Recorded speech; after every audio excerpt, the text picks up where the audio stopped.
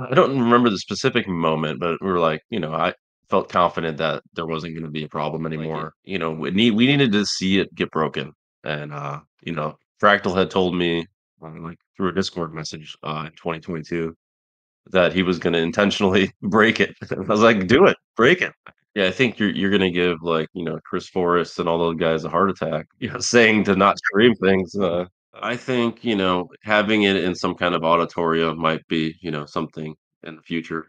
I would love to see that. Vince is such a great guy to talk to. Very chill, very laid back, and you clearly can tell he has passion for the scene. Hi, my name is Frank, also known as Sir Mason. Welcome to the Peace Dependency Podcast. Today, three-time guest Vince Clemente is back on the show. We definitely talked about CTWC, but we also talked about his CTM Community Tier 2 win and much more. This is our conversation.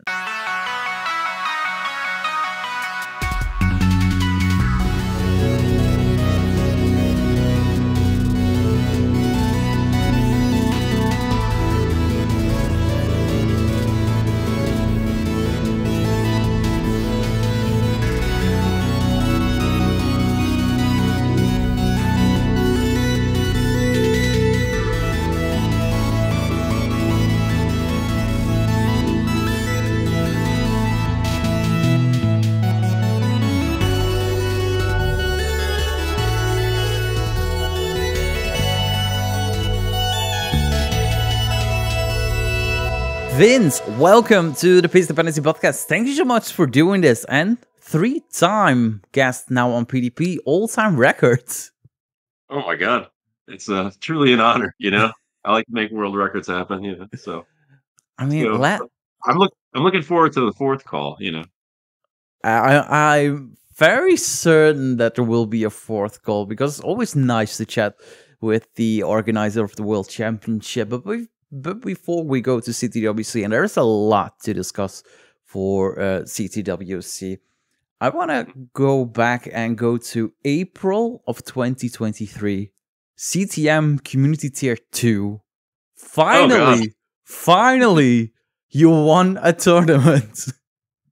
And then I went and won the silver bracket in Phoenix, so I'm on a roll, so. Team P gold winner also. Oh yeah.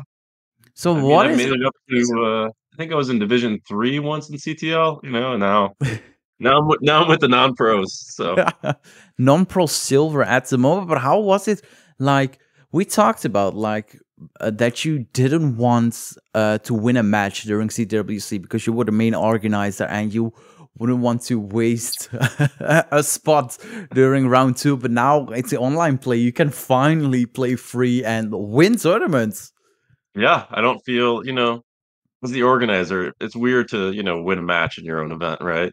Yeah. Especially when people are traveling, I would feel bad. But, that's I still play, but, it's in my head. I'm thinking about it, right? So, I played Milchuk last year, Zombek, at CTWC in silver bracket, and I was like, I hope I don't win because he came all the way from Poland, and I feel terrible. And he was on my Drywellers team, so I'd be, a teammate as well. So teammate versus teammate. Yeah, you play a lot online. CTM, non-pros, gauntlets.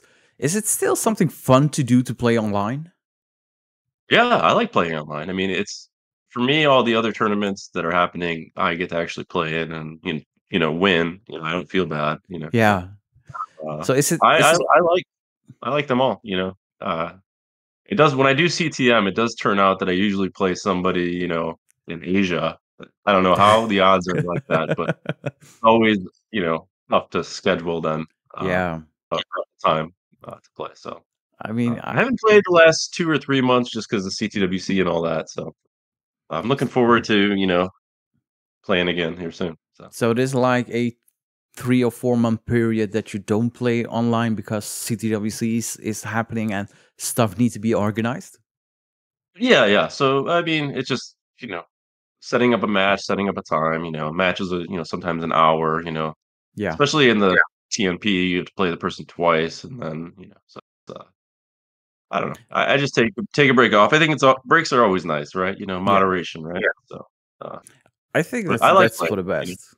Yeah, but I hadn't So played for probably a month or two before CTWC, which then I qualified for my 2 hour slot, which was a lot of fun. So so did you play any NES Tetris in those two months before CTWC? not a lot to be honest.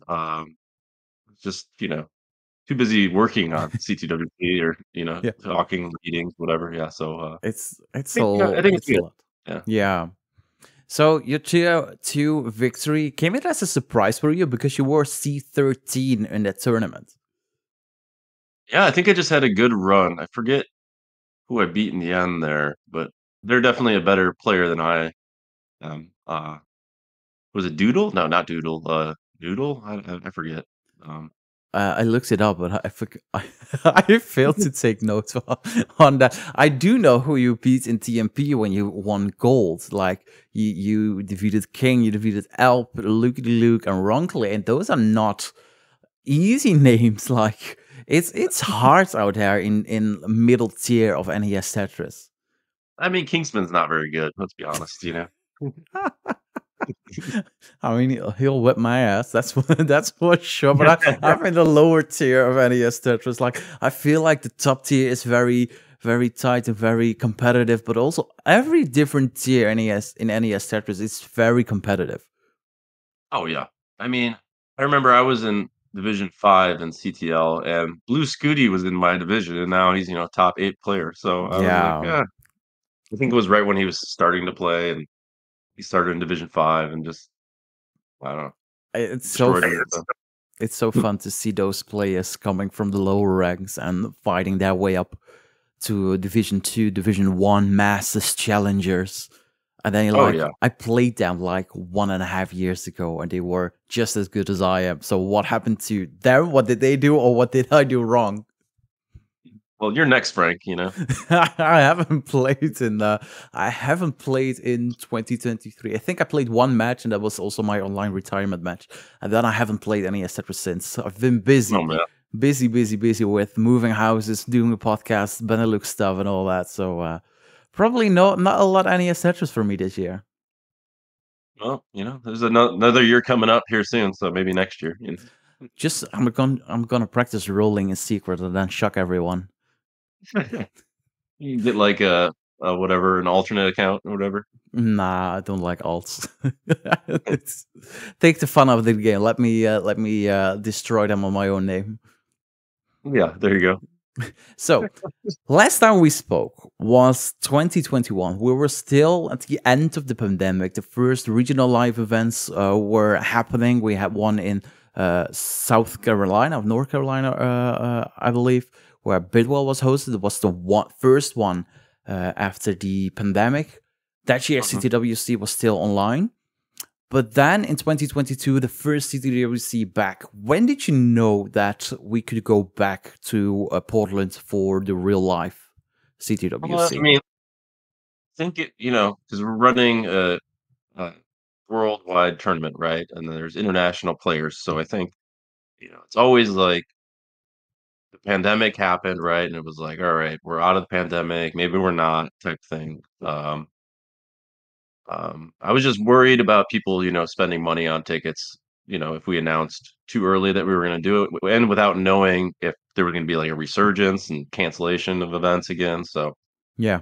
um, I don't remember the specific moment, but we were like, I felt confident that there wasn't going to be a problem anymore. And we could announce, So, and it took a while for PRGE that year to announce too, because I think they were worried. I mean, you got to put a lot of money down to, Yeah. save the space for that weekend. So I I think mean, a lot of people didn't really know, and it's a big event. Like we could do the regional events for sure, because it's just if they get canceled, it's not like somebody has plane tickets and bookings and stuff like that. So I mean, for most, but I feel like some regional events, like Lone Star, is a big regional event. WPL Championship is a big regional event. So I feel like you have certain degrees in regional events. That's for sure. I mean, don't think that now, with all the respect, a Milwaukee qualifier or a Connecticut qualifier won't attract like players from Europe or from the other side of the USA to play in that event.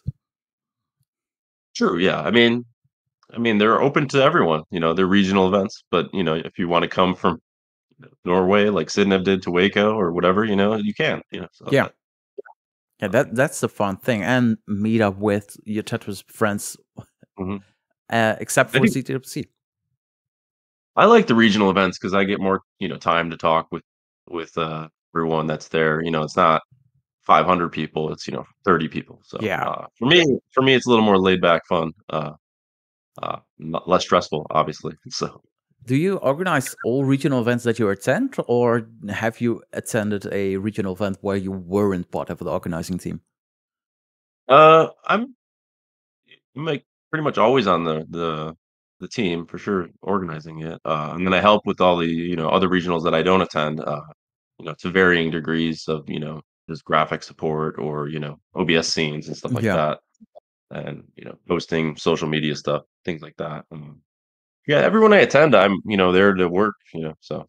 Uh, I think I was gonna try. I tried to go. Was trying to go to Lone Star last year, and I was excited to go to that, so I didn't have to organize or be a part of Yeah. that side of it. So, I was looking forward to that just being hanging out, I was talking with Pumpy and Justin about that, and I was like, I'll come, but I'm just gonna come and hang out," so Yeah. but I didn't end up going. I couldn't No, couldn't that's make it. maybe hopefully next year. I feel like Lone Star is one of the highlights of the summer for classic Tetris. Right, yeah. So They did a great 20 job. so back to 2022, like PRGE announces that the Portland Retro Gaming Expo will be back in Portland. Couple of Right. months later, a couple of weeks later, CTWC announces that they will be back at PRGE. At what time do you assemble your team? Like most of the people that were at CTWC 2019 and prior, were they back for CTWC 2022, or did you need to assemble a brand new team for CTWC 2022? I mean, it was a lot of the same team from previous years, you know, Chris Higgins and, all the refs and stuff like that. Yeah, And then we added a couple new people, like AMJ hit me up and was interested in doing camera work, and I was like, "Yeah, welcome aboard. Let's, give you what you need," and, he's great. Anthony's great to work with, yeah. so, and he was on the team this year, and so was Chris Higgins again, so, they were the main camera department this year, camera lighting, so, So uh that's a lot of people want to help during CTWC, but I feel like they want to do the obvious thing, like maybe be a referee or be a commentator. But what are the most difficult jobs to get people for? I mean, I think, having a good camera person is always great. The technical stuff is always, hard to come by Yeah, somebody. Um, and I think, yeah, the reps and the score takers and like that. I mean, that's an easier job. yeah. Um, and we definitely need people that are good at that, that are fair, can make good decisions if something goes wrong, which sometimes it happens. So, Hmm. I think, it just takes a team to do. So, Yeah. there's definitely a lot of roles that, need to be filled still, so definitely looking for more and more help as we move along. So with the uncertainty of 2022 and like I think we got the announcement that CWC was back in Portland in like July, I believe, somewhere mid-July. Did did you have enough time to fully prepare CTWC like the way you wanted to? I mean, yeah, I'm working on stuff throughout the year, like like I work with Danny Doodles the last 2 years on the t-shirt design, and that we do that, months in advance. Yeah. Like this year, I mean, I think we had that design ready to go in like June or July already. Oh. Um, and same for the year before. It was just, getting it ready on time and then, be able to design the poster, all these things. So all that stuff is happening, um, you know, Yeah. as we lead up to the event, So it's just, getting sponsors, I'm talking to them throughout the year. Um, so it's not like, oh, it's a month away. Let's start working on it. It's pretty constant, like coming back from CTWC this year, it's like, I immediately got to start, making reports and posting Yeah. stuff, and now we have to edit, so it's not like time is over, so usually around December or something like that might be a time for a nice break for me, uh, CTWC break, but not anymore. So I mean, the we're adding first, more and more regional events, and yeah. so we already announced, which was really good this year. The ones that we knew that were going to happen next year. So Yeah. and it might be as basic as, oh, this is happening in June or the summer, right? So just letting people know ahead of time so people can plan their year if they want to So, attend whatever. So so it's really a full year job that you have organizing CTWC. yeah, I mean, yeah, I something happens every day, some Discord message or something. Yeah. So it's not. I mean, I mean, even regional communities are active. They host live events, they host online events. They want to use the Classic Tetris channel for that. So it's yeah. I get that you get DMs every day. oh yeah, um, but it's great now. I have this new team, and they're great. So a lot of it's not falling all on me anymore. So I think it's great to spread it around, and Yeah. we all do a better job that way. So um, So what was it being back at Portland in 2022 when you first walked through the doors and feel like? Did it feel like I'm home, like CTWC is back home? I mean, Portland is a good home for me. I've been going to Portland, you know, like twice a year for since 2011. Yeah, So, and then I stayed with Robin Mahara this year, and me and him were the ones that made the first tournament. And it's just always nice to see Robin. He's a dear friend of mine, and hanging out with him, and like we went golfing on the Tuesday after CTWC, and that was a good time. I've never golfed in Oregon, so it was wet. It was very wet. Yeah. I mean it's also a great Yeah. relax activity to do after I presume a stressful weekend. Uh, it is stressful, and it's not a lot of sleep. That whole week is like I got in on Monday night, and so we were setting up on Tuesday and Wednesday, and making sure we had all the equipment we had. So it's a full week of work, and Yeah. then by the end of it, like Friday, Saturday, those are 12, 14-hour days of a lot of energy. I work from home, Yeah. so I don't interact with a lot of people like that every day. And everyone's asking questions, and it's just a Oh. lot of mental activity. So, Yeah. but I I love it. So, definitely makes me happy. So yeah, I would say Portland is, yeah, it does feel like home up there. You know, and Robin, he made me breakfast a couple of the days, and oh so sweet.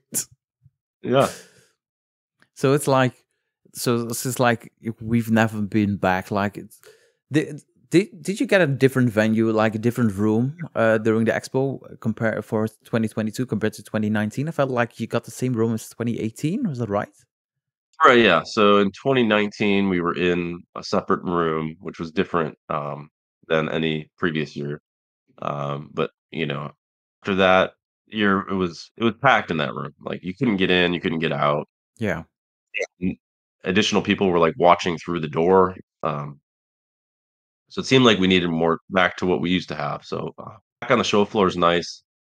I like it because like passersby can walk by, watch for 5-10 minutes, maybe yeah. sit down, maybe enjoy it. Uh, and then come back year after year, like Boom Girl, she's been coming since, 2019, and, I gave her a VIP seat this year, her and her dad, so, uh, I mean, that's so. A Boom Girl is it's so cute. It's so fun to see her every year. mhm. And even Oh, yeah. even after like 2019, she went there. 2020 and 2021 was online, and then 2022 we're back in Portland, and like she's there. I'm there too. Yeah, it's so fun to see. Oh, yeah.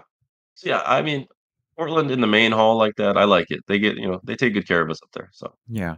So yeah, much love, are you Tier like one of G. the big attractions for the Portland Retro Gaming Expo?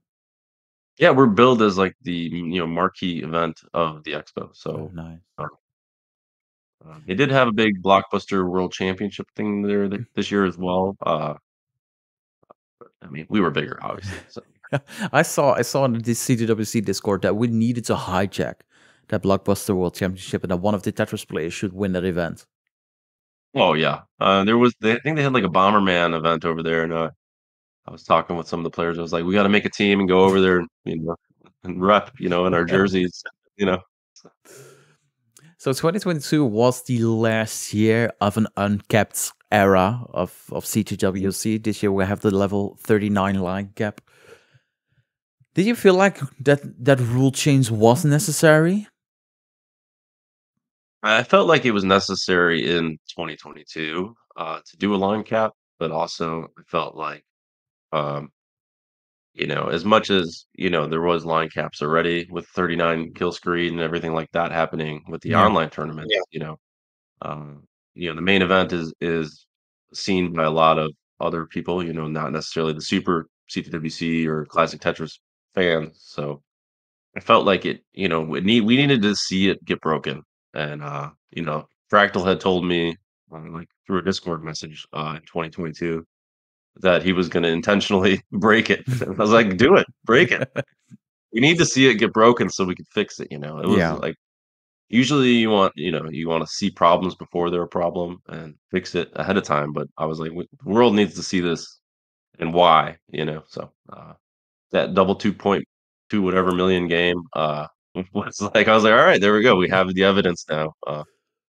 But back then in 2022, there was only a handful of players that probably could push it that far, and Yeah. now there's a lot more. So Oh yeah, I mean the level 39 line cap it's pretty much everywhere on major like CTL, CTM, Masters Division 1, Gauntlet. I think I'm not very much into Gauntlet, but it's like it's a necessary thing. It's like an evolution of the game.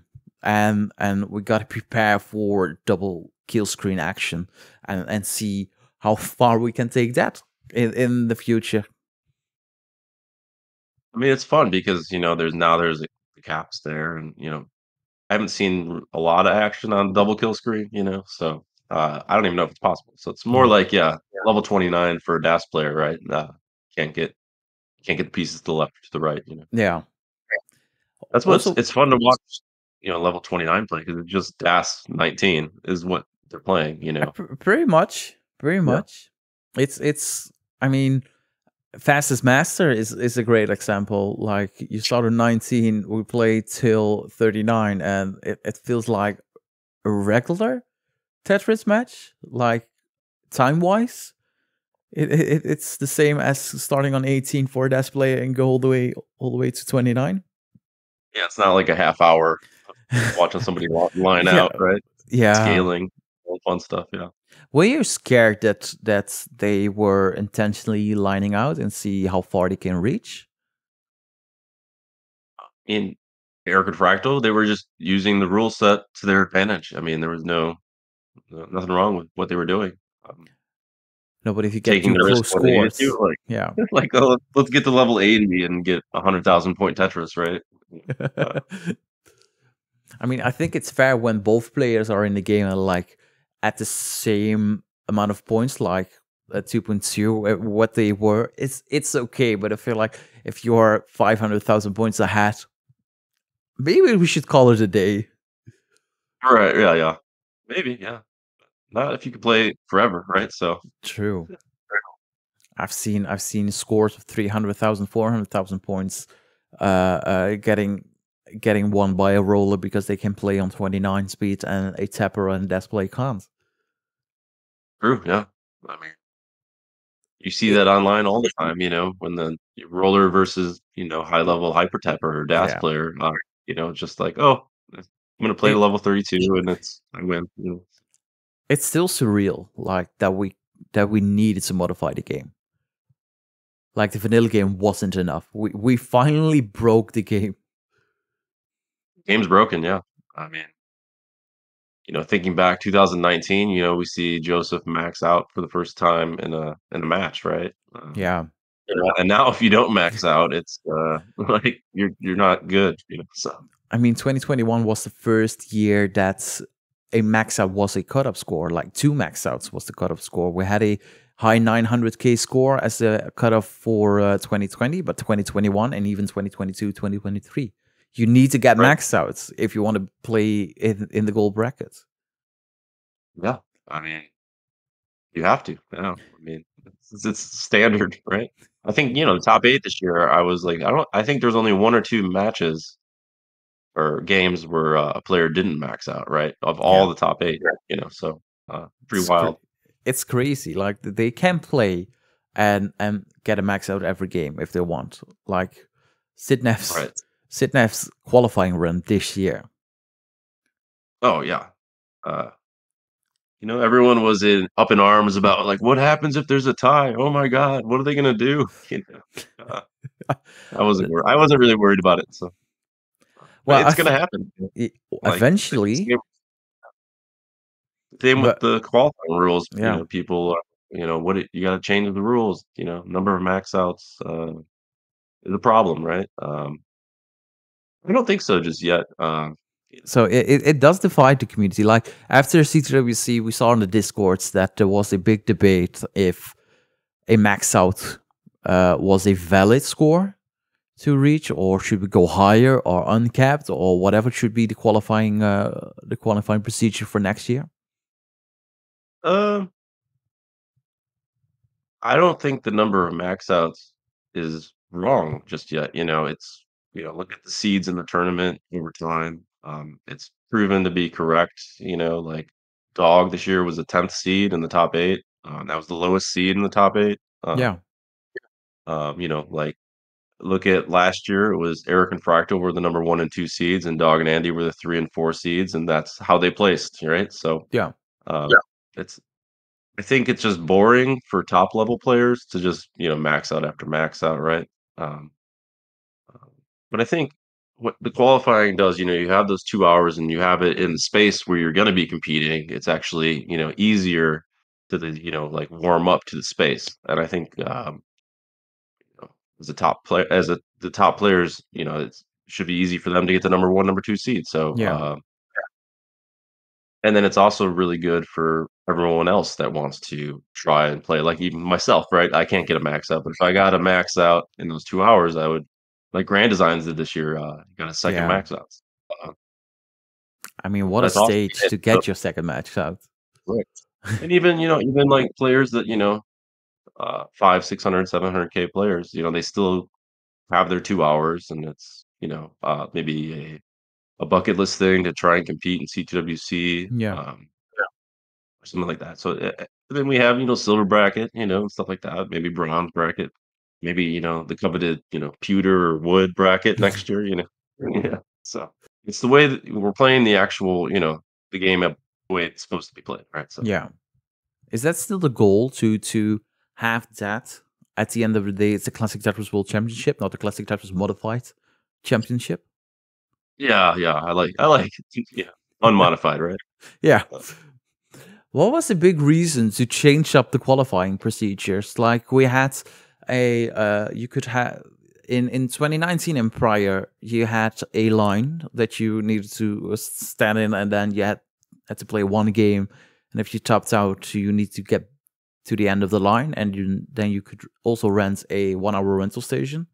2022, 2021, we saw the 2 hour qualifying format for the first 2 times, and I decided to also go for a 2 hour qualifying format during CTWC 2022, and not going back to the original qualifying format, like the modern era qualifying format, not the B type that you had in 2010. What was the reason to change qualifying and go for a 2 hour uninterrupted session? The line in 2019 was awful, right? It was like 30, 45 minutes of waiting and standing, and that's no fun. I mean, it didn't. In previous years, the line was a lot of fun, where you play your game, and then 5, 10 minutes later, you were playing the next one, right? But then you got to talk to whoever you were in line with, and it was like a nice community building aspect of the tournament. I thought moving into the 2 hours, I mean, couldn't imagine having a line, of 200 people trying to compete. It just sounds awful, and then we can't offer rental stations for all the people then. So ultimately, it's just trying to make things as fair as possible. So if Yeah. everyone had the same amount of time, um, it makes it fair, right? Makes it more fair than like, oh, I stayed in line and went around all day, and now I'm tired for tomorrow. So Yeah. uh, I think it has a lot of pros to it. Like you get your 2 hours and then you're done. You don't have to stand around all day. It's Oh, also easier on our staff. Once everyone's sitting down and playing for their 2 hours, it's just goes smoothly, and yeah. you get the scores, and give him to Chris Forrest, and he puts them in his glorious database. Following the Oh, protocol. following the protocol, always following the Yeah, protocol. yeah, yeah. We You see that we saw that this year, we saw that last year that the top players are aiming for like the first qualifying spot or like the second qualifying spot just to get it out of the way. I think so. I mean, you could see some of the players would go first, some would go second, and then people that have to go on Saturday would play on Saturday, right? Yeah, Due to whatever you couldn't get off work or school or whatever. yeah, I don't know. I mean, I went in the last slot this year of Friday, um, and there was a band playing, which was annoying to everyone, right? But it was like unexpected surprise, which I mean, that's what's going to happen at live events, right? You never know yeah. what's going to happen, or someone's going to go over the PA and ask, you know, Frank, your mom's looking for you. Go to the Tetris section, yeah. So I mean, I think it's a great change, like the qualifying rules. So now you get a whole day of qualifying instead of a 3, 4, 5 hour block. And Friday used to be side events, but now having qualifying on Friday, then Saturday for people who can't come in on Friday or getting late on Friday, and then start the tournament halfway on Saturday. It's really a full weekend of Tetris. yeah, I mean, we probably need more time. So I mean, we were able to. We did the Legends tournament this year, which was, a side event, but it was a way to, bring back, some of the, old legends, Yeah. and people, it was people loved it, and got a great response from it. So probably happen again. But you said we need more time. Like you can't go you can't have more days like start a tournament on Thursday and then go all the way to Sunday. Yeah. It's a lot of Tetris. Yeah. It's not really necessary. It's a lot of Tetris, but it's like a weekend is perfect in a way because people can get time off, like normal time off, leave on Thursday, come back on Monday. And if you get more days, it's like it's getting more of a devotion for the players to really put that time towards and vacation days towards CTWC. No, totally. And I think part of the goal as an organizer is to accommodate as many players as possible, right? Yeah, Like you come to CTWC, you should be playing in a match, right? And this year, 80 people got to play in tournament brackets, but we had 134, I think, participants. So that's 54 people that wanted to play, or wanted to make a bracket that did not, right? So I think next year maybe we'll add the bronze bracket, add another 32 players to that, maybe even another bracket. and Not then those necessarily like everything is streamed, but like I've been doing that at regional events lately where it's, we have 12, 16 players in a gold bracket, and then, a 12-person silver bracket, and, maybe that's on the side, just, you know, uh, like people want to play a match. So, yeah, and it's no fun for somebody that, scored 10,000 points to play against the number one seed. And just, that's no fun for anyone, right? So, like a 128 player bracket, 1 versus 128. Like, I mean, you if you do that, you can't stream all the matches, and then you won't see seed number one until like, well, what is it, round 3, round 4 before they make their first appearance on stream. yeah, I mean, that's no fun. So I like the system we have. We have round 0 with 48. I think think it's gonna stay that way for a while, uh, like, I mean, look at Eric, 48th seed, he was almost in the silver bracket this year, that Yeah, would have been wild. first ever. That would be the first time that the world champion wouldn't qualify for the gold bracket the next year. Right, yeah. I mean, I love the concept of the silver bracket, and I love the concept of the bronze bracket during the pandemic days, and I think it would be fun to have it back, and maybe like have the top 4 playing on stream or something like that. But Something like that, yeah. yeah, but there's no you don't have any you don't want to improve the gold bracket like to go to 64 players. I mean, maybe someday. I don't really like the 64 versus 1 seed matchup. I don't think, a lot of people would wanna be the 64th seed, right? Yeah, It's just like, "Oh, I'm gonna go lose," or I could play in silver bracket and be, you know yeah, match better against the competition, so, definitely, I mean, there's always, I'm here to listen, and if people have ideas, I'll hear them yeah. out, so So I saw a couple of weeks ago I asked for suggestions, and someone said, why can't we have a big tournament? Like, not all matches need to be streamed, but I feel like that is what you explain right now. Like, not really that you have a 128 person bracket, but that's you have a gold, silver, bronze bracket, and maybe different types of brackets that everyone can play a match, and maybe not all matches will be streamed. Like, only the top matches will be streamed out of the finals, but that you can say I played a match during CTWC and that will be in the match database, and so there is a record of that match. yeah, I think you're gonna give, like, Chris Forrest and all those guys a heart attack, saying to not stream things, I don't know, like, back in I think it was whatever, 16 or 17, maybe even 15, there was the notorious match of, Jeff versus Buko where they both got, like, 800,000, which was unheard of, but it was not streamed, and it just written down on a piece of paper that's probably thrown away, so, the goal after that year was, like, there was no way we were gonna have, uh, all the matches, like, no matches were gonna be off camera, right?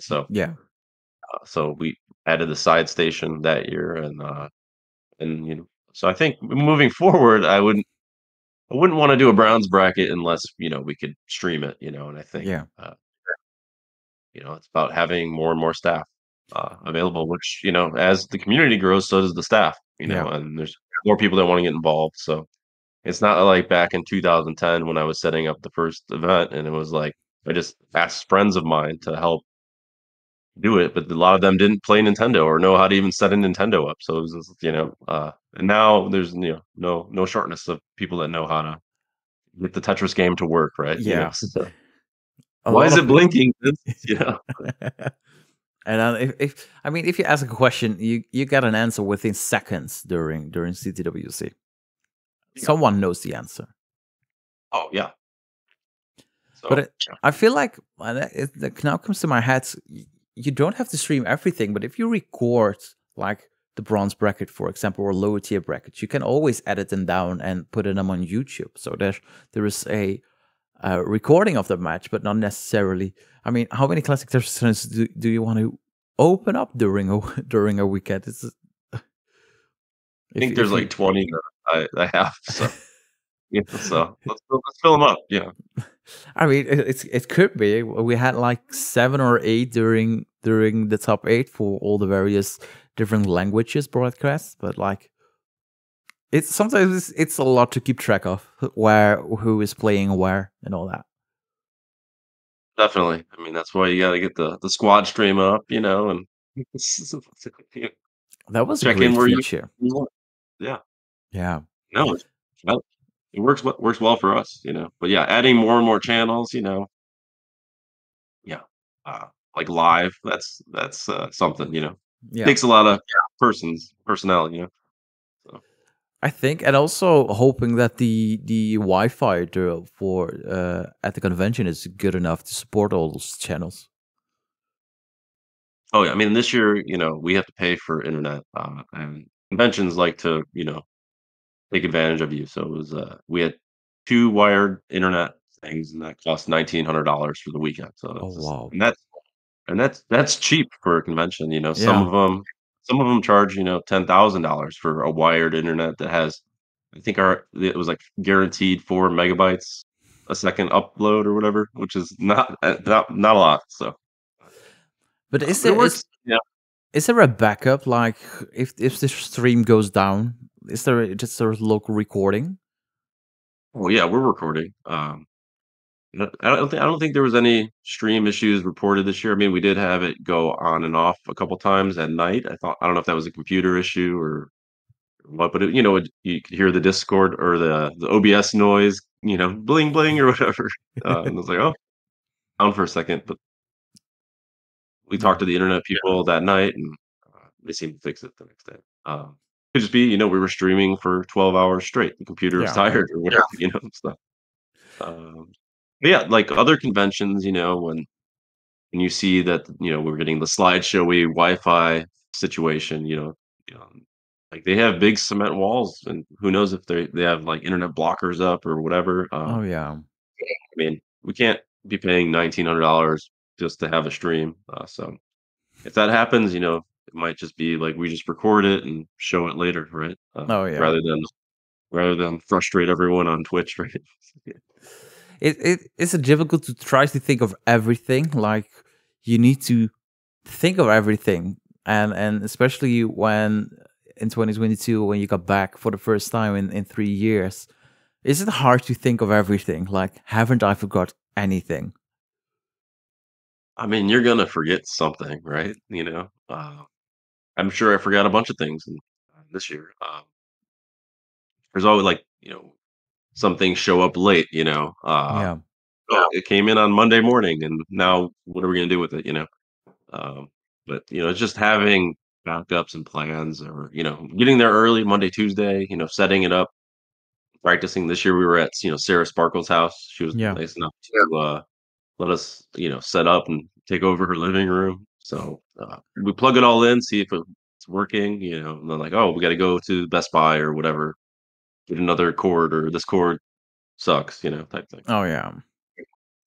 There was that, So like, I was ordering things on next day Amazon on Tuesday, so that's the best if you can get a next day delivery, or maybe hopefully same day delivery is if sometimes.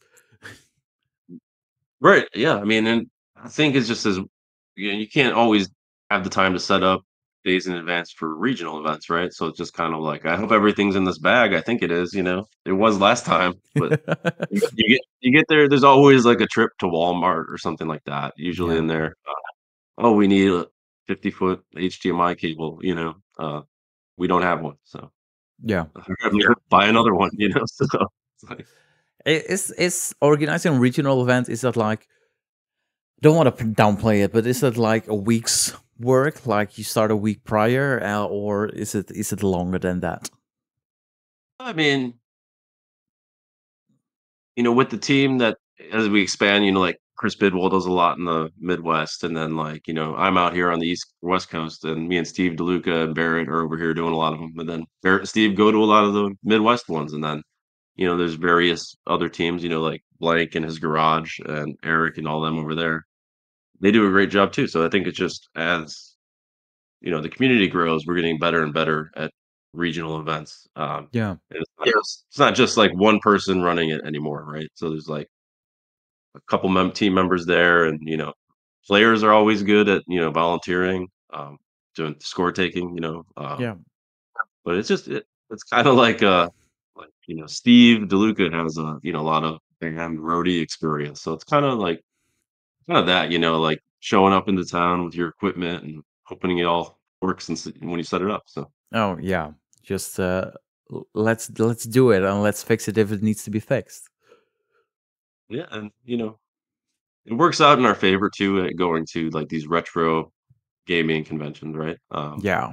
Because like I think we were in Milwaukee, and all the TVs they gave us, were RF switch only, and we didn't have any RF switches. So luckily, we could just go buy a bunch of them, right? So or Uh, like, oh, we don't have enough Tetris cards, let's go buy some. It's like,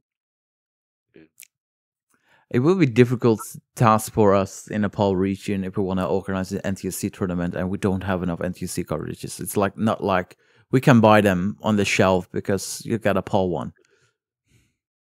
Right, yeah, yeah. Yeah, it's definitely difficult because they're not just right next to you, right? So Yeah.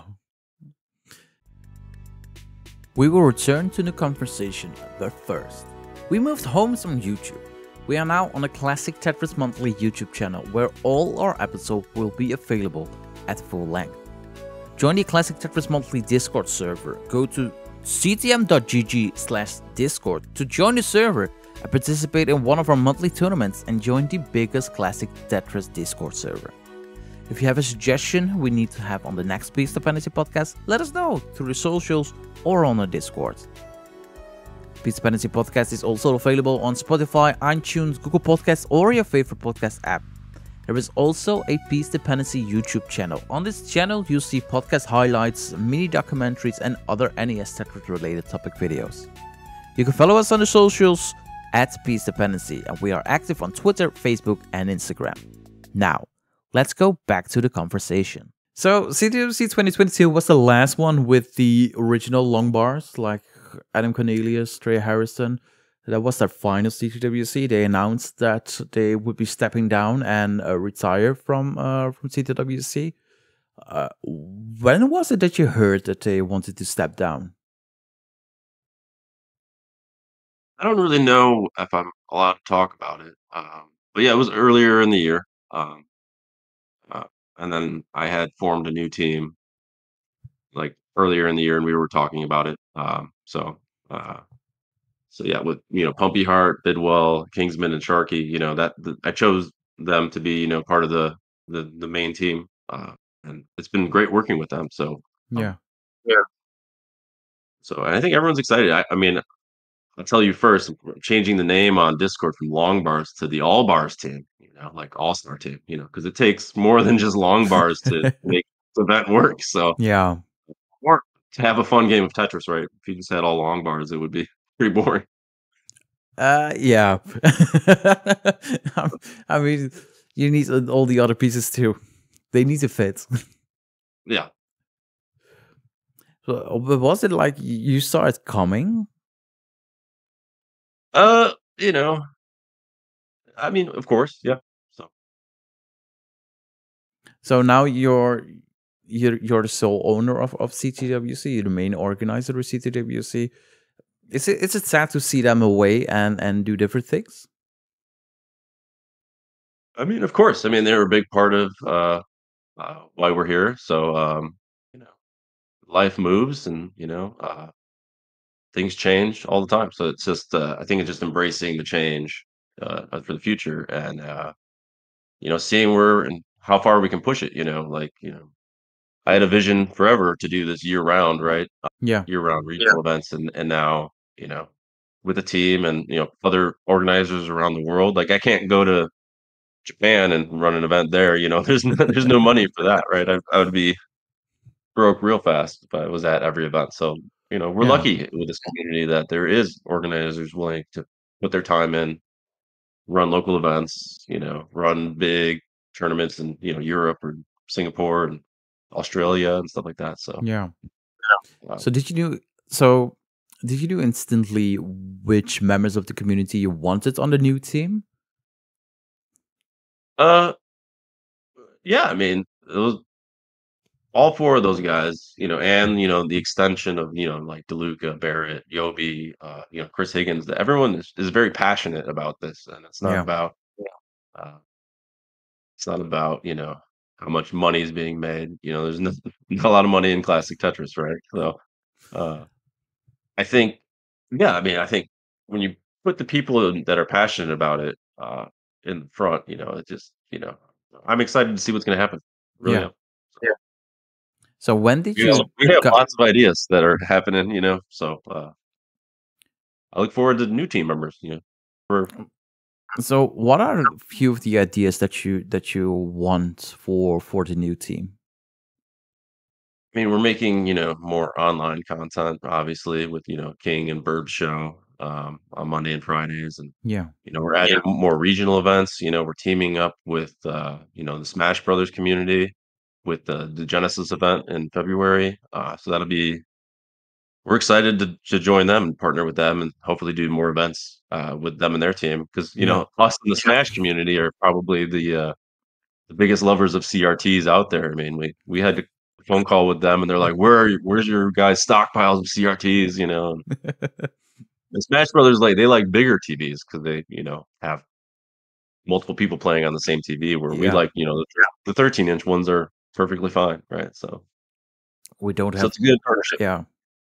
It's definitely a good partnership. I'm looking forward to that. That's. I mean, I've good fond memories for Smash Bros, especially in the GameCube. Play that for Oh, yeah. hours and hours. Oh, yeah. I mean, I'm not very good at it. I just mash buttons when I play those fighting games. It's not like I've ever known how to do the move, or I try to do it and I just never works. So just My main jump around. goal, yeah, my main goal at the time was beating my brother, and that's pretty much the only goal I had. Yeah. I mean, that's where it starts, right? So, I mean, we had a lot of GameCube games that we played against each other, like Double Dash, Mario Kart, Mario Football, Super Smash Bros. Melee. It's so competitive. Like, nah, there weren't real life fights, but we got close to a few. oh, I bet. Yeah. I mean, I would play with my sister. She was, she's a year and a half younger than me. So we grew up together. And she would always claim that I was cheating, even though I was just better than Uh, she was at the game, right? That she would like throw the controller and stomp off or whatever, yeah. like, "You're cheating." I'm like, "No, I'm just playing," I don't know. So It's- we played I mean, more cooperative games. Uh, then I play a lot of cooperative games with my wife because I don't want to play against her. ah, you're a good man. Thanks. So you got the friendly show on now on Classic Tetris. You want to fill up the content, like you said. Was that a part of the deal to get King on the team? Like we want to move the friendly show towards Classic Tetris. I me and him had a phone call, I don't know when it was, earlier in the year, and I asked him if he was interested, and he was like, "I was actually gonna ask you." So it was, we Oh. both had the same idea. So, um, So, and are you looking to fill up the channel with more content, like not only the friendlies or with regional events? of course, yeah. I mean, regional events, online events, yeah. I mean, we're just, have fun, put on good shows, and you know, we want quality and quantity. So Yeah. it's a battle of those two things. Uh, It's definitely a battle of those two things. It's sometimes I feel like the CTWC channel got used is used to no, like before friendlies, like the CTWC channel wasn't used very often. Like we had the regional events like every month or so.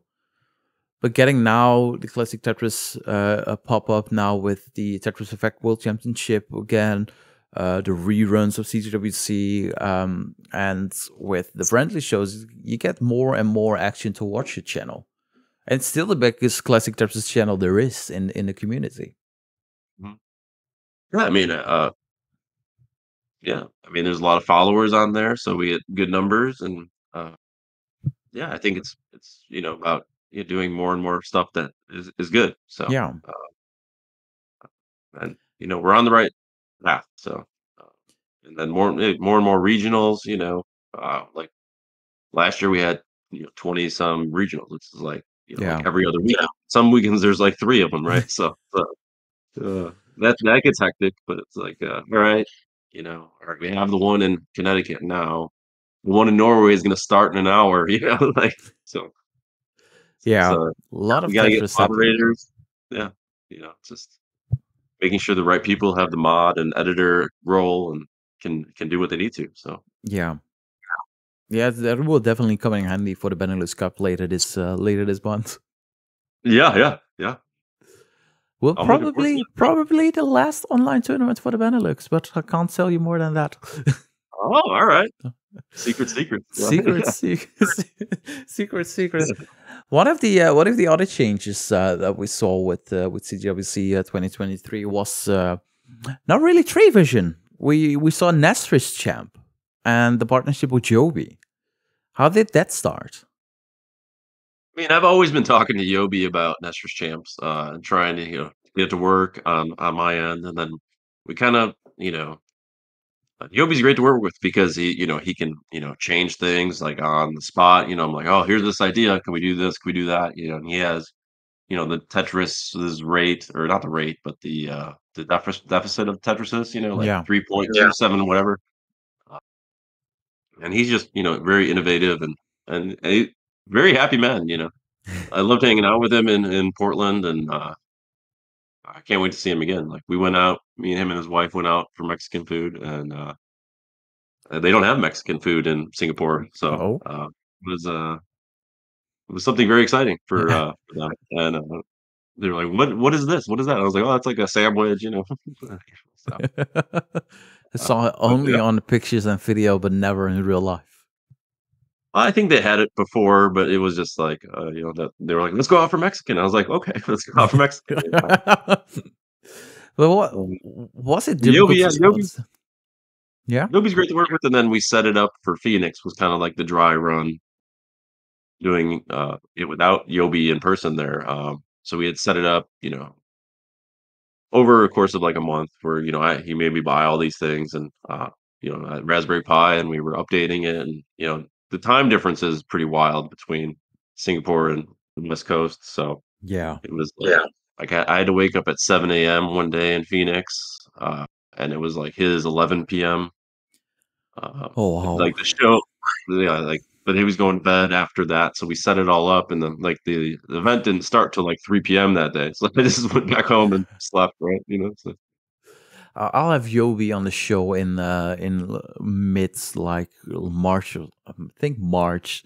So it will be difficult. Like the West Coast USA is difficult to schedule. But I think Singapore is also difficult to schedule because I'm used to night recordings, and now it will be probably afternoon recording for me. there you go, yeah, no, I can't wait for that episode, yeah. Yeah, Yobi was a joy to work with, so So what's the difference organizing CTWC for this year, knowing that you had a brand new team? I think it was exciting, it's exciting, I can't do it alone, so, bringing on new team members, and just the community as a whole, everyone wants to help, so it's, nice to see people who I think have been wanting to do more, right? So Yeah. now's the opportunity to, give people, bigger roles and, push things forward even further, so I'm excited to to work with them and add more people if need be, right? So, So when did you fully start preparing CTWC then for this year? uh, probably, like January, was the first event last year in Waco. Yeah. So it kind of starts then. Then it's like, And all right, like what's the t-shirt design going to look like? oh yeah. What's the, reaching out to sponsors and, building that. I mean, it takes time, all that stuff. Is it a Takes time. difficult part to do, reaching out for sponsors? Uh, I mean, it's easy and difficult, at the same time. I mean, we work with repeat sponsors, right? Like reaching out and trying to find new sponsors, like randomly emailing, somebody at U-Haul or whatever, Yeah. you don't get a response, or they take a call, and then they want another phone call, and uh, then they just end up passing or whatever. So it's a lot Yeah. of, uh, you got to spend the time in order to get it, but it's you know, a lot of asking people and not getting responses, or maybe I sent it to the wrong email, or Oh yeah. whatever. So it's a And lot of yeah, a lot of no response. So And the partnership with the Tetris company that started back in 2010, it's still happening today. Like for example, if there's a rule change, like there's a 39 line cap, do you need to get approval from the Tetris company to get that, or is it like it's my event, but they hold the licenses? Sorry. The Tetris company is great to work with. We talk. I just had a call with them yesterday. So we're talking already about next year, and because next year is the 40th birthday of Tetris and the 15th CTWC. So we're trying to do something bigger for next year, Yeah, which is exciting. But and it's kind of like it's also we're the 35 year of Nestris, 35th year. oh wow, yeah, yeah, you're right. It's a lot of happening. A lot happening, yeah. Let's Oh. celebrate. So yeah, you're talking to the Tetris company for next year and all and that. So can you say a little bit what you want to do next year? I mean, if we're talking about maybe doing like kind of like a Tetris type con thing, where maybe there's other versions of Tetris tournaments Oh, as licensees, vendors. I mean, it could be as big as its own expo, yeah, or it could be a part of the same kind of thing. So I think it's just yeah, it's a big year. So we're definitely going to go bigger, and then we have to beat it next year. So it's not like CTWC, my goal every year is to make it kind of very like almost impossible to do the same exact thing, right? To yeah, like even down to little things like merch, right? Just how do I make it even better next year? So I'm kind of putting future Vince and the team, and like oh now we have to do exactly what we did again, but better, yeah. so. So what were the major things that you changed between CTWC 2022 and CTWC 2023? Well, we added, the friendly shows, the new team, um, the silver bracket stream was better this year than last year. We have better microphones for that. We were using like Yetis last year, and that's horrible to use in that kind of environment. So um, a lot of the like CT3 and CT4 the VODs were just muted and DMCA Oh whatever yeah, because yeah, the DJ right there. So we did that improvement this year. And then, Nestrischamps, and then, like Chris Bidwell's been huge with, he's bought a couple computers now that we use both of his computers this year for streaming, and we could do the quad setup on CT3. We didn't have to have a fourth channel. oh yeah,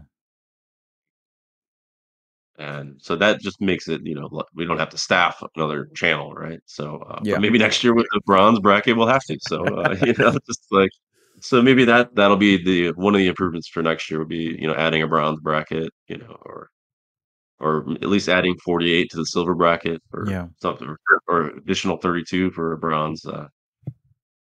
We'll yeah. put yeah. I feel like that since the pandemic, CTWC got more internationally. Like more international players are willing to travel to Portland right now. A lot of fundraisers happening to get them to Portland, and I felt like that's we saw it in 2019, like more international players arriving, but then 2020, 2021 were very had was a true world championship. Like people who normally couldn't afford to go to Portland played during that world championship those 2 years. But now I feel like they want to they tasted the world championship online and now they want to go to the real thing. I mean, I don't know, the in-person events are just a lot of fun. I mean, it's not about just who wins, right? It's about hanging out and, meeting your friends, right? That's why we're all in this community Yeah, is for the friendships and, we common bond of Tetris, right? And that, that's the language we all speak, right? We can talk Tetris. And that's, what makes great friendships rise out of those situations, like yeah, you enjoy the same thing and let's hang out. Let's now we're going to talk about working out, school, whatever. this year was really nice on Monday. Me, Kingsman, Beast and Shen, and Bidwell went out to lunch with like 20 of the young players. And it was just nice to see the two worlds combined. Because it's the scene as it is now. It's like, all right, there's a bunch of people around the age of 40 that are old DAS players, and then there's a bunch of players that are now 20 something, right, or 20ish, right.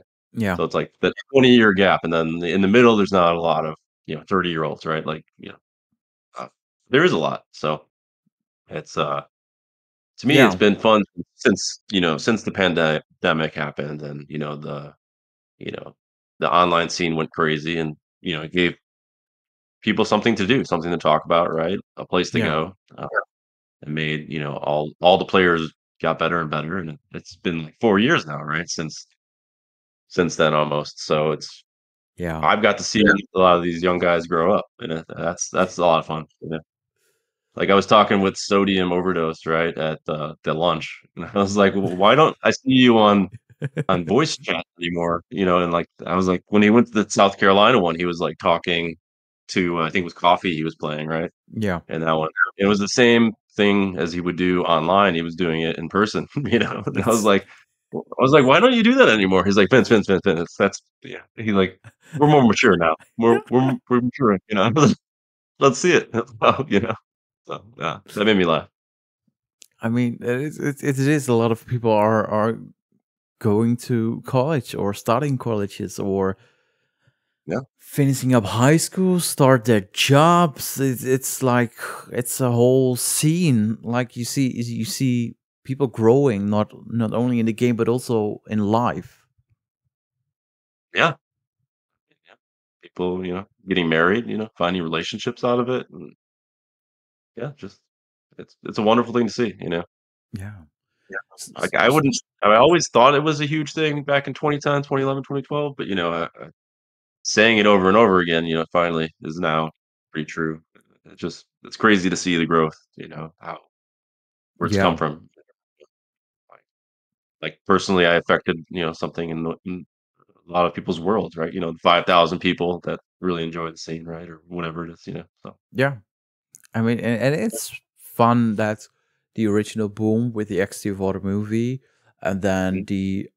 the original Boom with the Jeff meme, and then True. Joseph defeating Jonas in the finals, and then Dog winning to world championship in a pandemic. It's now yeah, rolling coming up. It's like we already had 4 different eras or something like that, Right, and yeah, and it's wild. every era brings new people. Yeah. I mean, the early years, it'd be like, okay, 1 or 2 more people would show up, right? Like Jeff or the Steins or, Matt Martin, 2019, Yeah, Sharky, all that, AMJ, it's just, now it's like, okay, there's a bunch of new people every year. So, yeah. I mean, I don't even know everyone's name anymore, at the event, so which I No, used to, I I used to mean, love never knowing yeah, everyone's name, but now it's like, okay, now there's you have to be. 500 people. Yeah, it's a lot. Yeah. Do you think there will ever be a standalone CTWC that you move away from the Portland Retro Gaming Expo and go to a completely different city? I mean, it's not, out of you know, the reams of feasibility, right? We may have outgrown the space, but there will always be something in Portland, so, Yeah, I mean, in 2011, I tried to do it, I did that year on my own, at USC, and it was a standalone event. uh, it wasn't the right time for that, right? So, yeah, now maybe it is, we have enough people to support an event, and there's fans and stuff like that that would travel, yeah. to just go to it.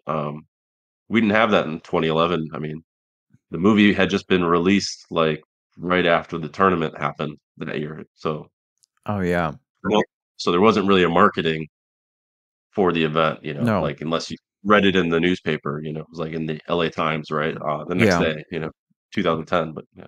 But also there wasn't 2011, yeah. we we had the movie after the event, so But also wasn't a the name wasn't there. The scene hasn't didn't established itself back in 2011.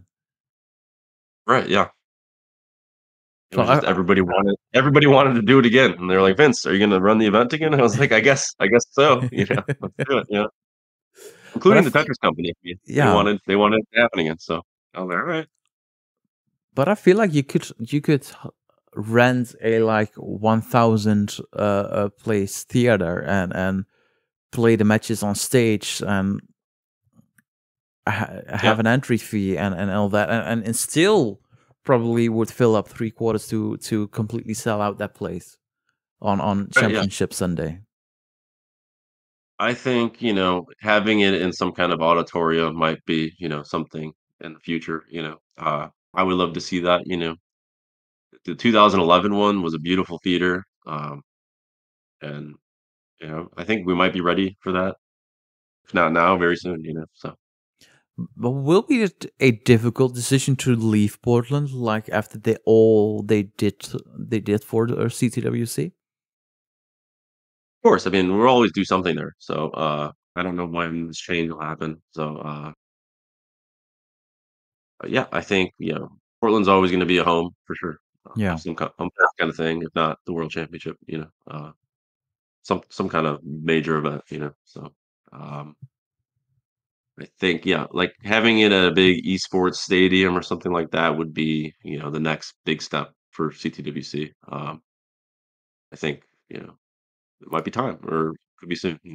Is that like a long-term plan? Do you have a long-term plan for CTWC? I mean, yeah, to keep growing, obviously, making it bigger, better, more prize money, maybe better camera work, having like crazy dolly shots or, crane shots would be cool. Oh yeah. Having let's get some drone footage, right? Uh, uh, but yeah, I mean, we just adding more and more to it, like making it more of an event. Like we had that flex cam this year, right? That just kind of happened, right? So now it's like next year we're gonna like implement, maybe a graphic that says flex cam or like the Ben Mullen dance cam or something like that, like, uh, so It's like fun like things your like that to add to it. I yeah, mean, the players are gonna put on an awesome show, and it's just, making sure that everyone has a good time and yeah. And trying to have every weekend or every other weekend a regional event. I mean, that would be cool. I mean, I that's a lot of work though, it's a lot of work from not just me, so Yeah. it's, uh, like everyone that organizes an event, like, Mark there in Germany, he puts on the CTWC Dash Championship, and Yeah. that's a great deal of work. I mean, I help out a little bit, but no, they do a great job over there. So Is it like CTWC Dance is truly the first world championship, like after CTWC, that you gave the name? Like the rest, it was a CTWC regional, or it used to be CTWC qualifier. But then Mark approached you to potentially host the DAS World Cup and have the CTWC name. Is that something that you need to think about? Like, does this fit the brand? Does it need to be in Europe for the DAS World Cup? Shouldn't it be somewhere else or something like that? What do you take in consideration, like lending out the CTWC World Cup name? I mean, I knew Mark was going to do a great job. He had done events before that, um, and I like working with Mark. Um, but it was a little strange, and we did talk about it having the NTSC Gas Championship in Pal Nation, right, or Yeah. Pal Country, continent, all that. It's kind of wild. I think having something, like a championship in Europe is great. I'd love to add, a major one to, Japan or somewhere in Asia, right? Or, you know, somewhere in Africa, like we don't have Oh an yeah. African community yet. I had some guys from Ghana did reach out to me to have like a Ghana thing, Oh, championship, with them. That didn't, come to fruition. So that's sad. maybe soon, maybe soon. If you're listening out there, let's make it happen. I mean, it's truly worldwide podcast, so they do listen in Africa. That's one thing I do know for sure. Ghana, I don't know really, but I do know they they listen in Africa. So we do need Tetris on all 6 continents. All 7. Well, Be real, yeah. I mean, we have players from other Artica playing in the World Championship. Okay, we should have on all 7 continents. I mean, and then they did play. I think this was the first video game to be played in space, or something like that on the International Space Station. So Yeah, maybe we'll have one. We'll get one up there. we'll have a an Artica qualifier. Just Yeah. just for the all the people that work there, and then we fly in like 1 or 2 pros, and then showcase how it's done. Now we're thinking. Do you think that that's the World Championship, like CTWC, if you ever leave Portland, like it can become a event, like it will be held in a different country every year? Is that a goal that you have, or do you like it to have it in one place so people know where they can go? I mean, it's been in Portland. That was the 10th year in Portland, 10th time in the event. Not since 2012. 10 of them have been in Portland, right? Yeah. I mean, I could see, maybe, some kind of stadium or something like that would be cool. I don't know if we could do like qualifying the same day, or like, to rent a stadium is, that's a ridiculous cost, so uh I don't know if we're there yet, but I could see it happening, so you just got to keep saying it, right? Or the Olympics, right? I say the Olympics a lot, right? I think it would make That would sense be though. amazing. Yeah. I don't think you can have qual on the same day. I think that should be an invite-only tournament. But like, if you can fly out every top player, it's you may. I mean, you have to organize it yourself. I believe, even if it falls on the Olympic banner, the CTWC or whatever organization governing body that we have formed at that point is organizing that itself. So. I mean, I don't really know how it works. I know, skateboarding was just introduced to the Olympics, and I don't know if who they talked to about, organizing what the format was. So I think they probably take from what already exists, which, there's tons of footage of CTWC and other online events. So Yeah. they'd probably make a good decision. I would assume they would, take on advisors. Like, I think Tony Hawk was a big part of the Olympic committee, maybe. Yeah. But he was doing a lot there. We have some A-list celebrities that like Tetris. I mean, we can have Ara Okel vouching for us. Big fan. ESPN anchor. Yeah. I think he was nice enough to do the Sports Center shout out on. Yeah. Yeah. I had texted him earlier in the day. I was like, "Hey, Art, are you watching?" So he's like, "Let me know about next year. I want to go." Yeah. So Art is already planning on coming. So That's so cool. hopefully that works out. Yeah. Yeah, I mean, I follow Arda, especially since ESPN got the NHL coverage, the rights and all that. So also a big dream for Arda to cover the NHL right now. But also, it's so fun to have him as one of the biggest Tetris ambassadors, and still promoting the game and all. Arda's the man. But also one of the Flock brothers, I believe, is a big Tetris fan, and I mean, you see everywhere that people are watching Tetris and are like, "What is this?" and they fall in love with it. Yeah, it's great. I mean, what's not to love, right? Exactly. That's why we've been doing this for so many years, and the scene keeps on growing and all that. And Masters is reaching ridiculous heights in terms of quality and prize pools and what else. Yeah, it's incredible. I mean, there's always something Tetris to watch if you turn Twitch on, right? So. Yeah. Basically, every night there is a Tetris match going on. There's something, yeah. And major tournaments are happening every weekend or something like that. It's I mean, follow the CTM Discord. They split up every bracket. So you have masses reds, masses blue, played somewhere throughout the month, and especially also for the challenges and hope for future circuits. It's a great business model because you have shorter tournaments, like shorter streams, like 2 hours, but you can spread it out over a whole month. Right, yeah. No, it's great. I tune in. Same. I I mean, usually watch. if I can watch it, and even if Yeah, I can't watch it because it's middle of the night, I try to watch the VODs back.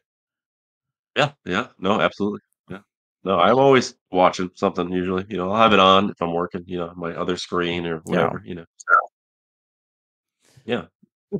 So do you think like CTWC 2023 was a success? Was it something that you thought it would be, or were there things that were like, okay, we need to improve that next year?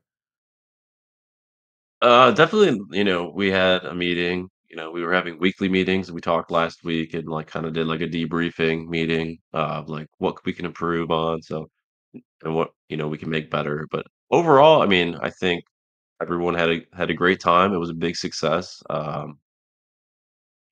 Lots of compliments and, people having a good time. And then, lots of suggestions about how to make things better, Yeah, so definitely making it always want to make it better and easier on everyone.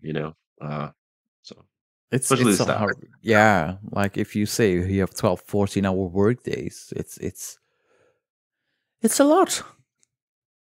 Well, it's yeah, going to the event, then going back and working on stuff at Yeah, night. So it doesn't it just end when the day ends. Then like all right, the tournament's over. Now we have to pack everything up and take it somewhere, right? yeah, and hopefully be in time for the after party. Right, yeah, yeah. Yeah. It's The after party was a lot of fun. Looked like, it was nice that we were able to find a place that was, everyone can attend, right? Yeah. So we have, a lot of different ages. So yeah. Was it a requirement for you? Like we should get a place where we can get everyone? Oh yeah. Yeah, absolutely. I mean, that's the big after party. I mean, during the weekend, people have various different other get-togethers, Yeah. with the smaller communities that they're a part of the community, right? So can't plan something every night, but we can plan a big after party, right? So I mean, it's the one everyone has been looking forward to every year. yeah, yeah. It was good to see everyone hanging out. We had this thing, I don't know if you've seen it, but like everyone gave like a 2-minute speech and there was just like, maybe 30 people went up there and have like, thank Nice. you, that person Yeah. or whatever. So that was a nice moment. I saw so many clips and photos of CTWC. It's sometimes hard to keep track of what happens during a weekend. Oh, it's a lot. Yeah. I mean, even the finals and all that. I went to bed at like 11 p.m. and I don't know where in the top 8 we were, but I woke up at 4 in the morning and I was okay. I can't check Discord because I was thinking, okay, it's now 6 p.m. local time in Portland. They do know who the world champion is, but I want to see it myself. In the Benelux server, we had a no spoiler CTWC day, like you couldn't talk CTWC for a day in the server because people want to watch it back because we're in the Netherlands and it's like a time difference and all that. So it's sometimes frustrating, but also it's the faith of being a European and the world championship being on the East Coast, on the West Coast. Sorry, Well, we'll Frank, deal with it. you just gotta be there next year. I mean, there's no excuse. There is no excuse, and hopefully things will work out with work. And I really want to go to CTWC one day. And I said to my wife, if I can't make it 2024, I want to go 2025. It's like I have to be there one day. I have to be there at CTWC that one day. And I do. I've been to meetups, but never been to a live event. Like never played Tetris at a live event, and that's something I really miss. Yeah, you gotta do it. Yeah. So yeah, I hope, and I'll do everything I can to go to CTWC 2024. Like King said last episode, if you can go to a live event, go to a live event because it's the time you'll never forget. Oh yeah. And it's not just about winning it, right? It's about hanging out. I mean, I know if I go to CTWC, I know I won't make it to any of the brackets. Like how many you have? It's like I'm not that good. I'm there for the vibes and hang out and help wherever I can and do interviews and hopefully do a podcast on the spot or whatever. Just do my own stuff and have fun with the community. Yeah, yeah. No, we'll make sure you play a match. You versus girl talk. Tetris gal talk. I Battle of like the that. podcast. I like Yeah, that. yeah. So, right before or during CTWC, the World Tour of 2024 got announced, and the very first live opening is is in Kansas City, I believe, from the top of my head. What Right, was the idea behind finally having a World Tour announced instead of all those solo regional events? I mean, the goal this year was to announce the schedule for next year, or the schedule as much as we knew already. 'Cause, Yeah. I mean, that information was like available like previous years, but it was like I was like, hey, and Pumpy Heart and other people helped organize that for me for CTWC for us. Um, it was like even if you don't know what month it is, or is it in the spring? Is there a date? Yeah. It's like, we're just gonna give out as much information as we can, and I mean, that's not even the finalized list, so it's gonna be, grow over time as well, once we get Yeah. specific dates for specific events. I think it gives people, a better idea of like, "Oh, which ones do I wanna go to?" I mean, we couldn't really do that after the pandemic because obviously it was I don't even know if these events are gonna exist, right? Yeah. So, like, those years after the, 2022, it was difficult to, announce things, right? All at once. So Yeah. yeah, we're finally back to what it was like before the pandemic. Where we had, 10 regionals in 2019 or something like that. So pandemic kind of screwed that up schedule wise, but now we're on top of it. So And is it the plan to have invite all the winners to CTWC and give them access to one of the brackets, or do they get access to free qualifying? so we changed the original rule for the qualifiers was that person was guaranteed a bracket spot, and then became then we had rules upon that. It was like they have to get over 700K or something back in 2015, right? Yeah. Yeah. And win the tournament in that area. So now we're just calling them regionals because that makes more sense, and it's not, you know, if you win a regional event, usually there's some prize money, and the intention of that is to use that to fly to Portland, right? Yeah. Or yeah, make it to the championship, and then yeah, you get free entry to the tournament and the expo. So that's $125 on top of the winning, right there. So um, maybe someday they'll be like we'll do regional events, and then all 20 whatever 25 people that won that'll just be the bracket, right? That's an idea. That's like other sports do it that way. So Yeah. um, but no, I don't. I mean, guaranteeing a spot in the bracket is kind of I'm not in favor of that. So You're still a fan of qualifying for the World Championship while you're at Portland yeah, and not at a different tournament. we we might have to change it, or maybe if you go to regional events, like qualifying at those events is still part of the bigger qualifying for the year. Yeah. Yeah. But then it creates some kind of situation where it's not really fair, right? Say somebody goes to like seven of them, right? Yeah. 125 max outs or whatever, because the way the regionals work now is that there's kind of like not, sometimes it's a 12-person bracket, sometimes it's 16 or whatever, depending on the event, right? So, Yeah. um, just how do you keep everything fair, right? That's the goal. So, And I feel like I always think like you should commit to one regional event. Not necessarily that you can't go to the other ones, but like if you go for a world championship that's invite only, like you need to win a regional event, you should pick one mhm. regional event and win that. And if you don't win that, yeah, I'm sorry, but then next year is another year. But it would suck if you win a different regional. Right, yeah, so, I mean, there was chat during the pandemic years, 20 and 21 that, we'd get down to the top 8 and then maybe have all 8 people fly out to, like, a studio or something like that. Yeah. Yeah. We did look into that a little bit, but ultimately did not do that. It was like, well, Nenu wouldn't have been able to come, right? So then, like, how do we do, 7 people Yeah. come, yeah, and Nenu plays at home or whatever, I think or there we all go to Nenu, so and then have a power outage. I don't think that's a very great idea. yeah, that was fun. A good story, But how serious was that thought? Like fly out every top 8 finalist. If for example Nanu didn't reach top 8 and I think all both years the other 7 were all Americans, was it a real possibility that you fly out everyone and put them in a studio and play the top 8 live? and it would have had to been agreed upon by everyone, right?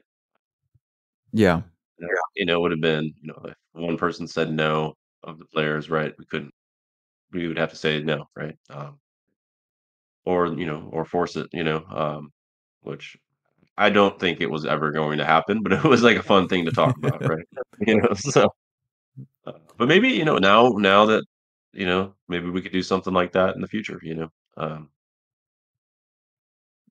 I because then feel it would like involve everyone, we'd have to have a big budget, like what if, yeah, like, it would cost a lot for some of the international people to come, right? So you can't really, it's like, okay, each person, will be like, oh, $5,000 for the weekend, right? Even yeah. though if they're in America, maybe it's, 2,000, whatever.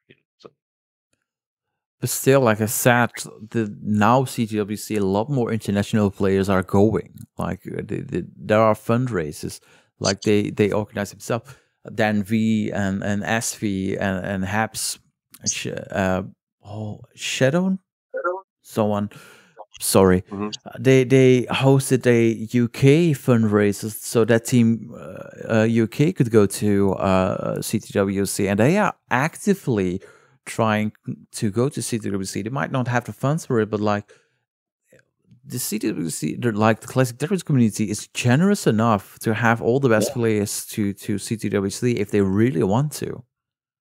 Yeah, it's incredible. I mean, I can't thank people that help everyone else out enough, because it's not a true world championship without, other countries and the best players Yeah, representing, so this year I think it was 13 different countries competing.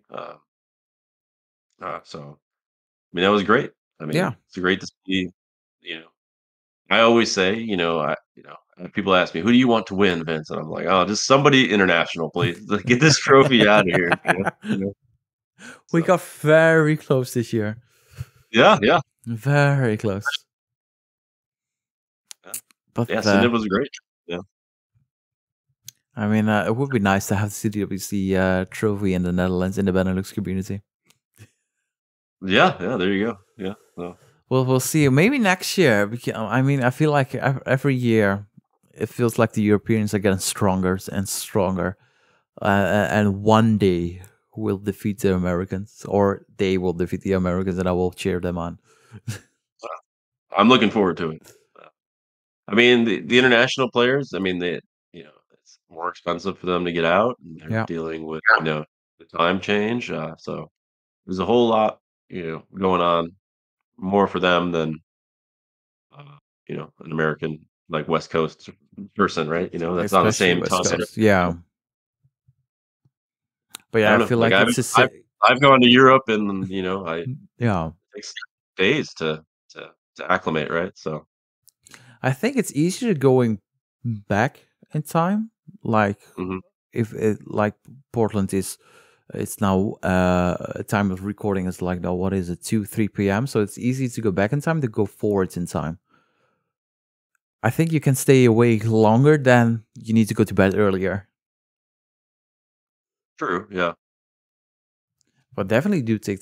But then during CTWC DAS we saw Uvmin's Ack or Ei means egg in Germany. So American player did pretty well during CTWC Dash. Yeah. It can work Yes, both ways. never know. No, You gotta play exactly. the game. Yeah. And to me, it's fun. Like CTWC in Portland is the real tournament, and it will always be the biggest tournament.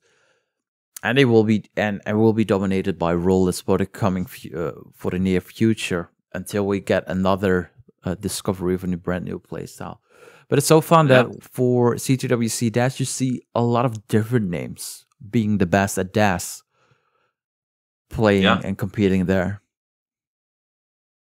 No, I like watching Dash. I mean, that's my play style, so Yeah. I'm a fan.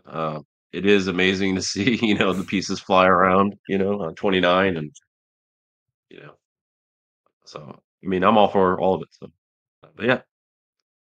Maybe I'll start rolling. I mean, Jeff is starting rolling. I tried a couple times, I don't know. It seems like it would take me a while to get into it, Yeah. figure it out.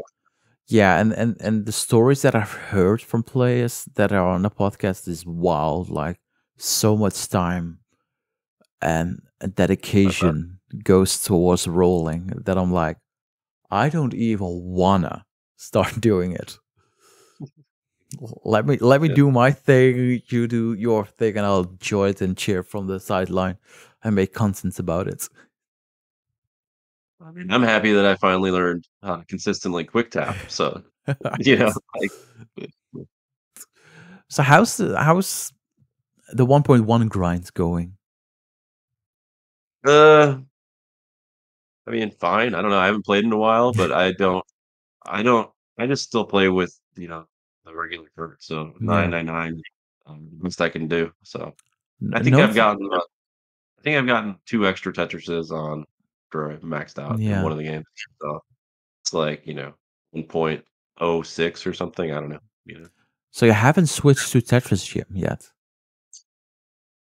I mean, I did do transition trainer, leading up to before I maxed out first. I think I did that Yeah. for like a week or 2, and then I maxed out pretty soon after that. So, um, I think it's a great tool for people. Yeah. I just something about playing on the real one. Uh, I don't know if the RNG is different or slightly different on Gym. I have no idea. So, uh, Yeah, I don't know either, but it feels like Tetris Gym is like becoming the new meta in online Tetris. sure, yeah, And you can't use it for the World Championship because basically it's a fan-made game. And right. I don't think the Tetris company would be very fond of it if you use a fan-made game instead of the original game. I don't think so. Yeah. So how is the seed the seed process going every year? Like I think Kitaru is preparing Correct. Yeah. the seeds every year. Is that something you keep track of, or just let do Alex his thing and we'll see during the World Championship? I mean, I trust Alex 100%. So I'm not worried about it. Yeah. So there's not like you input like can we have a little bit more squares or a little bit more J pieces during any given seed? Frank, I think you're asking, is it rigged, right? And the answer is yes, you know? I mean, the first Of course 1,000 pieces are of course rigged. it's rigged. Of course it's rigged. I mean, did you see the finale? I mean, Yeah, I saw it. yeah. But no, it's sometimes if like because we have the competitive cartridges, like like you're not involved in the process of making those cartridges, but it's like you see what's happening, and we know that this CTWC Tetris RNG is a little bit different compared to the original RNG. So that's why I'm like, is this something like that you say to Katara, to Alex, like, can you tweak this a little bit, like try to get close to the original RNG and all that? Uh, According to him, it's pretty spot on, so, I mean, you'd have to ask him. So I I I will. believe in him, Yeah, there you go. Because Alex is also coming on the show. There we go. So I think, I mean, in some of the years, the P sequences, were looked at, like which one had the most long bars or whatever, the biggest drought, you could find things out like that, but it was never. It's always Yeah. done in a fair way, so it's not looked at till after. I Yeah. mean, you could, I guess, intentionally make it whatever you want, but that wouldn't be fun. No, that's definitely true. That's Frank definitely Frank true. wins again. I mean, that would be fun to finally win something. I'll have Next like year. I have like a 34-100 win-loss record or something like that. So Terrible. wins are rare for me. That's why I'm Well, beginner in TMP. you gotta practice. You gotta, yeah, I know. I gotta practice. I gotta play first to practice. Right. So I'm really looking forward for 2024. I really think it's a big change, like with everything that happened in 2023, and I feel like 2024 will only be bigger and better. Like there's finally like the World Tour is announced, and then you try to go bigger and better for CTWC 2024 because it's the 40th year of Tetris, the 35th year of NES Tetris, the 15th year that CTWC is here of the 15th edition. I'm Right. really looking forward and really hyped for 2024. Me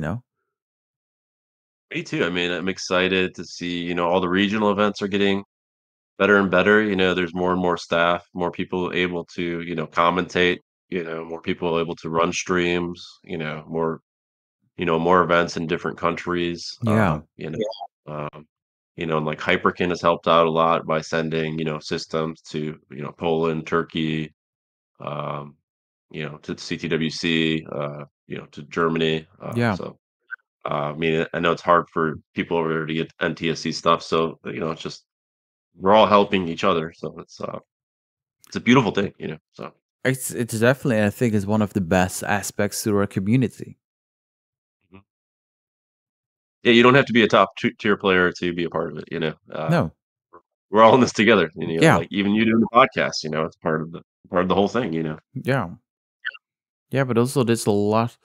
I've said it before. Like the the main base of our community is the game, but like there is so much to it. We have content creators, we have people behind the scenes, we have a group working on a brand new match database that are like very passionate about, so they can engineer all that front and back. And we have like tournament schedulers, like one of the worst jobs in classic Tetris, but they do it, bringing people from the world together to play at the same time. Oh yeah, it's insane. Yeah, it takes the whole village, right? Yeah, yeah, definitely takes a whole village. Like without everyone else, there won't be a Fractal, Doc, Eric, Gerald, Sidnav Right. playing the game the way they do. I truly Yeah. believe that. No, I mean it takes good everything. Yeah, good internet, right? Yeah, Like down to the basic thing. yeah, We couldn't do this, if it wasn't the time now. yeah, Like before the internet existed. You would have to go. Like look at the 1990 World Championship, right? You had to drive around city to city to do it. yeah, And that was a World Championship. It was all Americans. So uh, yeah. But but it's still, that started. Like you're yeah, saying, it was inspired by that. true. Uh, I mean, without the NDWC, we wouldn't have classic Tetris, like the scene that it is right now. right, yeah, and who inspired that scene, right? I think it was like there was a Pac-Man tournament or something, right? Yeah, For that. yeah. Um, Like without the Pac-Man tournament, we wouldn't have NWC. Without the NWC, we wouldn't have XT of Order. And without that, we wouldn't have the first yeah, CTWC, the second CTWC, and everything that's followed that. it's amazing. It's really amazing to see what the scene was and what the scene now has become. Yeah, yeah. It's been a ride, man, since the beginning. Yeah, It's been crazy. yeah. So my final question for you, and then I'll let you go because it's a very long talk once again. And Yeah, I yeah. Oh my god. love to talk to you. You know that. But Oh, what are your goals for, like, when do you want to get the 1.1, or what are your goals for the coming weeks, months, or even year? I don't know if I really care about getting a 1.1 officially. I mean, if I accidentally get it, that would be cool. I was, a couple more max outs here and there would be nice. Yeah, It's a good feeling. So I, I mean, I'll probably. I didn't record the second two. I haven't been streaming that much lately, so yeah, um, I don't know. I'm not really worried about it, Frank. To be honest, I think I think my next goal would be to like get a max out in a match or max yeah, out in qualifying at an event. Like this year, I got like an 825 in qualifying. yeah, I I lost or I topped out in level 25 or something like that. I got too aggressive. And it was definitely a game I could have maxed out. I had yeah, a so that would have been cool. So I think that would be more my goal is to max out in a match online or in person. yeah. Because that would have been cool if I maxed out at CTWC. I would have loved, would have been a great moment. I think that will be coming full circle if you max out at CTWC. And then I'll just retire. And end it all. CTWC is now over. Exactly. We'll cancel everything. Yeah. Vince, thank you so much for joining me on the Peace Dependency Podcast. Was it truly blast to have you on? I'm looking forward to the fourth time. Thank you, Frank. Yeah, I can't wait. Talk to you in a couple weeks, I guess. I don't. But yeah. Thanks, Frank. Thanks for all you do. Uh, can't wait to see your next guest. Yeah. And with that all being said, this will be the end of the Peace Dependency Podcast. Thanks so much for listening, and follow us on the socials at Peace Dependency. And I will see you all in December. Bye.